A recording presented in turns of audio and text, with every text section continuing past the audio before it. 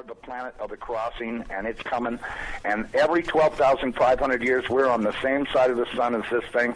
And when it goes by, it rolls us upside down, and there isn't anybody that can change that.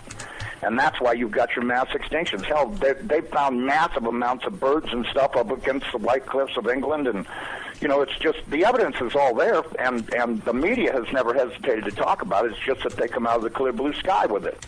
And when they do that, it catches everybody off guard, and they don't remember what they heard, and that or they're not able to put it together. Right. It's pretty funny, Mike, because. All right. I'm sorry to interject, but we had somebody in the chat that spoke in a foreign language. President Nixon or something. I can't see it now, but anyway, I was going to respond to him with I am translator. My PC has frozen up like it did the other night when we got into a hard topic after the Flash and Java went down. Right. I'm not going to touch anything because I know maybe I can't get back into Skype, so I won't be able to chat, text anybody, and weird stuff's happening already. Okay. So, well, no, they're going to come after you guys in a way that you can't imagine. Well, listen, why don't you tell everybody without exposing anybody's identity what you were telling me about, and we'll just give you the air. Okay, well, let's start in 1950. Well, let's do better than that. Let's start in 1930. Okay, there we go. Because in 1930, when Lowell was looking out there in the stars, I mean, let's use some logic here. Okay, if they can see a solar system 500 light years away, why can't they see something that's 1,800 years away? You know what I mean? Does that sound logical to you? Yes. They know exactly where this home planet, that they've been watching it since 1930, and Lowell discovered this thing on its return trip coming back. Almost everything they tell you about happened hundreds of years ago. And current events are completely deleted off of the internet. I mean, if you get on there and look, the only current pictures I've seen of this thing are on Marshall Masters' website, and he's got 3 actual videos of this thing on there. And he got them from somebody that was watching at the South Pole Telescope. I can guarantee you that, because with the Hubble having been behind the Earth in its shadow since day one, I've talked to people in Australia that say they can see it with binoculars up there in the sky in the shadow of the Earth. And so it's there, but it's been there since it was launched. And they've been watching this thing. I mean, just looking at the pictures that we saw of this thing, I had a friend of mine just recently here in Trinidad. He had 2 coal mines out on his ranch, and last summer they were out there mining coal in their coal mines. And all of a sudden these guys showed up in a black pickup truck with guns and chased these guys out of their coal mine, and then went in and planted explosives and blew their coal mine up. And they've been mining this coal mine for 100 generations, these Mexican guys have. And they got their coal mine blown up, and they couldn't figure out what that was all about. And I told them, I said, well, I got a pretty good idea what it might be about. They don't want you and your family to run into the coal mines when the meteorites start coming in and be protected, because anybody on the surface is going to get beaten to a pulp. You're going to have to be underground. There's no doubt about it.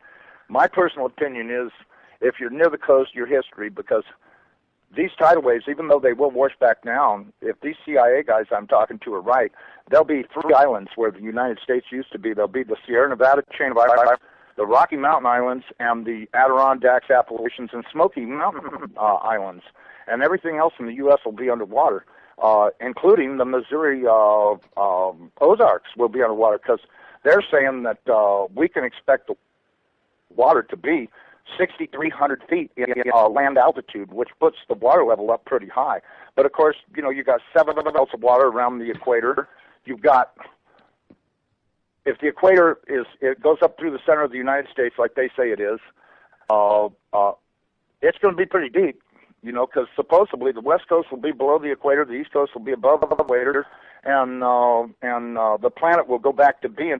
Now, it does say in the Bible, I'm going to put everything back the way it was in the beginning. Well, if you look, you can see that you flip the Earth around on a globe and mark out the equator, it runs right through the middle of the United States. So, and these guys told me, he said, well, we ran case scenarios on this pole shift for about 10 years, and we did over 10,000 case scenarios. We had different groups doing it. We did it on Mars. We did it on the Moon. We did it on Earth. We did it in several places. Of course, they wouldn't elaborate where several places were. My personal opinion is, everybody talks about the elite. I think they're going to be standing on Mars with a big telescope watching this whole event take place, because Mars is in atmosphere forever. if you had a really little telescope, you could watch and see these storms on Mars. You know, did you guys happen to, by any chance, did you happen to catch that night, about 2-3 years ago, when the Mars rover was cruising around the surface of the of Mars, filming the desolate dry landscape? Yes. And as it came up around this little crater of some sort, there was a naked brunette laying back, sunning herself, and when she heard this thing coming up around the crater, and she looked over at it, and you could see by the expression on her face, she was going, "Oh shit!" and dove down into the crater. And this thing had its camera trained right on her. I mean, I laughed. I told all my friends, I said, "Well, let's see NASA talk their way out of this one." Well, they definitely did. Did you guys see that? I've seen a portion of it. I did not get to see the whole thing.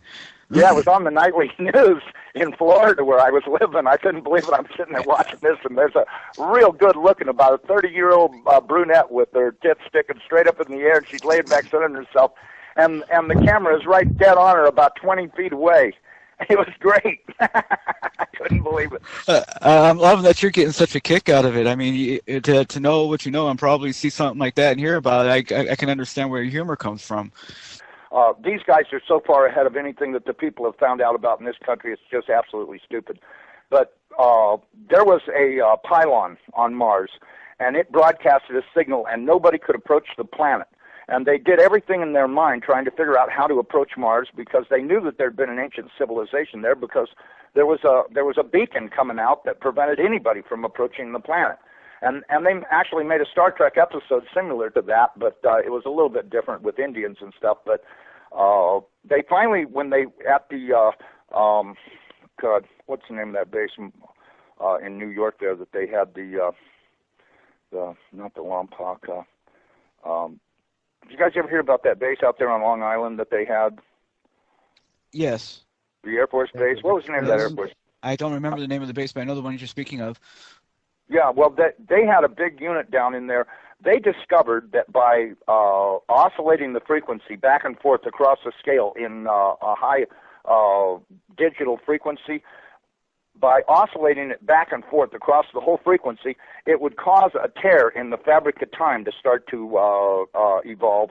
And once they discovered this, they started playing around with it. And because the whole thing up there started off as a weather project from Nikola Tesla, gave them the information on how to do it.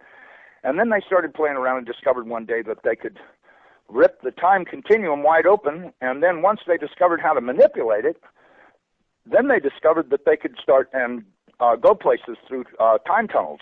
And was that Montauk? Yeah, Montauk. Right, Montauk. Right. I had Al Blasiak tell me a great story down at the University of Orlando one time in Florida, there at the University of Florida. And him and Preston Nichols and, God, there was a whole bunch of those guys were there because, you know, they all lived down in Tampa. And so they used to come up there. We would go down there and give speeches and go up there with Bob Bowman and stuff. That was a long time ago, but he would tell me stories about what they did. I'm not real big on the fact that the military were kidnapping thousands of children around New York and New Jersey and stuff, and they kidnapped huge amounts of kids, hundreds of thousands of them from all over the U.S. Hey, you know, before I forget, listen, you know, there's so many lies that circulate even around the aircraft companies and Congress and the Senate and the Pentagon and stuff about all of this stuff that nobody really knows. It's pretty tough to say. Now, I've seen a couple of pictures out there that come and go, and then I can't find them again when I go looking for them, of a red ball or something with a few accompanying bodies coming from south, and they've been getting pictures of it with the new telescopes in the South Pole. Is that what you're I'm at a loss about that because, you know, they see this thing out there by the sun, and it's white. It appears to be like a big snowball out there. I know for a fact that this thing that I'm talking about is coming up underneath of us, and the only way you could see it would be to be on the southern hemisphere somewhere. Right. So, you know. Now, the next question I got, of course, and I don't expect you to answer this, but, yeah, everybody's giving me crap because I'm coughing without hitting the button. Anyway, don't really expect you to tell us. I told you can be completely anonymous, and I hold up to that. But everybody's going, what's his credentials? So if you want to answer that in any way, that's fine. If not, that's okay too. Well, I'll tell you what. I can't do that for you because I can't put people at risk. We all know that they're executing and killing people, and anybody that can't admit that is obviously got their head in a hole somewhere. They're killing people constantly. Right. They're doing their best to, it's just like you guys said earlier. This is an extinction-level event coming on us. There'll be no part of the planet that won't get washed down heavy with water. The floods will be enormous everywhere on the planet. You cannot spin a planet underneath that much ocean and think you're going to remain dry. It ain't going to happen. You're going to see a lot of water everywhere. Right. And, hey, maybe they'll warn everybody 3 hours before it gets here, like in that one movie, and they'll say, oh, by the way, kids, that orange thing that's going to be on the horizon tomorrow, that's the last day you have on planet Earth. Kiss your butt goodbye, because there's really a lot of people that know about this thing, but they all think that denial is a river in Egypt. Right. These guys have decided they're going to pad their own bed, and it doesn't matter if they rip everybody off, because that's what they're doing, because they think they're going to be in this underground facility. I like what the guy on the internet said. He said they better keep their fingers crossed that none of us survive this, because if we do, we'll be waiting for them when they come out. Yeah. It makes me laugh. Anyway. So that's going to be a real big deal for these guys. They're going to be hiding underground in these underground facilities. And, I can't tell you on the air what a story that I was told about this, but I'm telling you what, if you heard this story, you'd really get a kick out of it, because I don't think these guys are going to be coming out of these things, from what I was told from people that have actually been down there, especially at like the Denver Airport, Area 51, Air Force people that were down underground, and it was just pretty scary. But in the 20s, they discovered a cave in the Grand Canyon that was filled with a lot of more Egyptian-like stuff that the government has since blocked off, and we're not alien artifacts. Yeah, all of it allowed anywhere. That thing was so big under there, it could have housed a city of 50,000 people. And then there's enormous. And then there's the other underground city in Turkey that spreads halfway across the country that's all interlinked as well, which makes. Did you guys hear about the one in New Mexico up there by Galucci? No, I haven't heard about that. Well, let me run that down to you real quick. Okay. The Indians had a landslide on their property, and a big cave appeared up on the side of the mountain. And so they went up there to look and see what was happening. Well, they got inside and discovered all these chambers, like little, apartments all through this thing, 26 of them to be exact. And, of course, it wasn't long before they discovered that, no, this wasn't an ancient Indian deal. This was something else. And they got in there and discovered a glass skull that was in there, and they went to work on it right away. I won't talk about that. But the big thing was, in every one of these chambers, there were these beautiful big paintings on the walls. And one day, one of the scientists that were in there from, you guessed it, the military, was looking at it, and he noticed off in the far distance that there was a tree waving in the breeze. Well, that can't be. These are paintings. Trees don't wave in the breeze in a painting. And then they realized that those buttons on the side of the picture, they were teleporters. Every one of these could be activated. They didn't know how to activate them, and so they didn't mess around with them much, but they were teleporters to other worlds. 2 of them in 26 different apartments in this complex.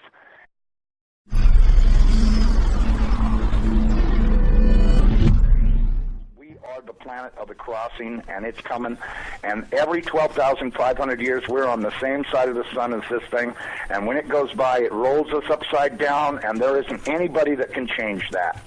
And that's why you've got your mass extinctions. Hell, they found massive amounts of birds and stuff up against the White Cliffs of England, and it's just, the evidence is all there, and the media has never hesitated to talk about it. It's just that they come out of the clear blue sky with it.